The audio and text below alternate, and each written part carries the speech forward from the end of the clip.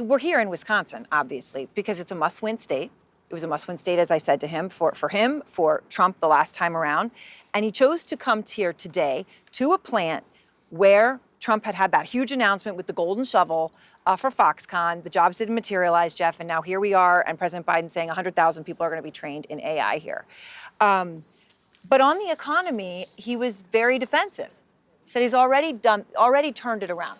There were a few words in there. He said, we've already turned it around. Of any words from the interview that could be used in a Republican ad against him, that is it.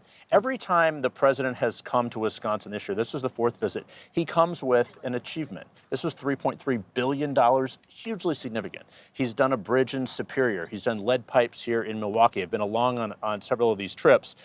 So yes, they're significant achievements, but he also said these jobs won't come for 3 more years or so. What voters do not see right now is immediate aid. They see the inflation, they see the gas prices, but people are split. I was talking to voters here throughout the week, and a retired couple, Dennis and Maureen Glenn, said that they do not blame the president for this. They wish younger voters, like some people in their family, would tighten their belts, buy generic food. So you see an age split here in terms of what the thing is. But job creation versus inflation, inflation is a big problem for the president. The White House knows it. I don't understand this. I don't understand all these months later. You know, I thought they spent $25 million mistakenly last fall touting Bidenomics and making the same argument that the president's making here. It is absolutely true. The world was plunged into an economic crisis, and America was plunged into an economic crisis by the pandemic, and we've come back faster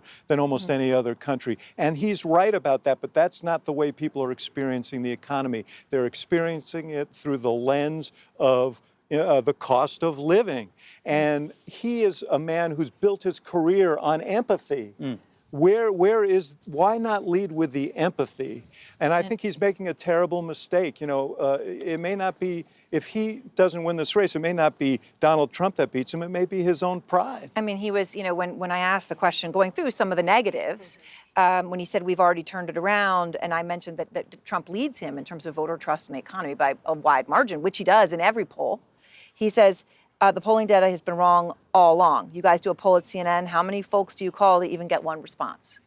I mean, he was quite defensive about that, and he's been defensive about polling in the past, but it's true that you can point to positive data in the economy, but the reality still remains that hasn't translated into positive economic outlook across the board. But, you know, just on the question of, you wonder how much an announcement like the one that we saw today actually matters to people. I was at that Microsoft event, and I was in the bathroom after the president had spoken, and this woman walks in, she's by herself, and I hear her, she's just like clapping, and she's saying, yes, yes, working factories. And she's not talking to anybody, she's like saying this to herself. Clearly she is excited, and I just think, like, we shouldn't underestimate that something like that does mean something to a community, especially like this one. They were so let down by the Foxconn situation.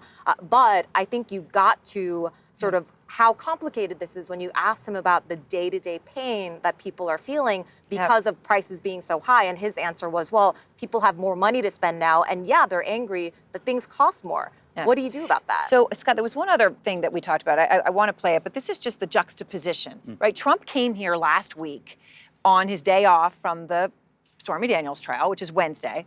He came because the Wisconsin must win for him too. But the way they're spending every other day is very different. So I asked President Biden whether he's following the trial. Here's what he said. So I've been in the courtroom a couple days. Have you been following that at all? Not only on the evening news, I catch. So only on the evening news. I mean, he wouldn't try to disdain and say I'm not, but at night, because during the day, his days are very different. He's on the campaign trail, or he's dealing with other. Whereas Trump, I mean, when you look at that side by side, forget the golden shovel. It's very different. Yeah, and I've had my doubts about whether a conviction or an acquittal or a hung jury here would have any impact on Trump's image, no matter what happens. And so Biden says he's following it at night. He's following it more than most Americans are following it at all. They are following this conversation about food prices. I agree with Axe. I think his economic messaging is incredibly weak. I thought he whined when you correctly... Can I change my point of view then? No, you can't. And then I thought you correctly confronted him with the statistics and the polling and he whined about that. And then, of course, he went wobbly on Israel. I think he is desperate for, I think he must be mortified when he looks at poll after poll that says the American people trust Donald Trump more on the economy. They trust him to be a strong leader, and they believe that the world is in chaos because he's weak and Trump is strong. It must be mortifying, and he can't find a way out of this cul-de-sac.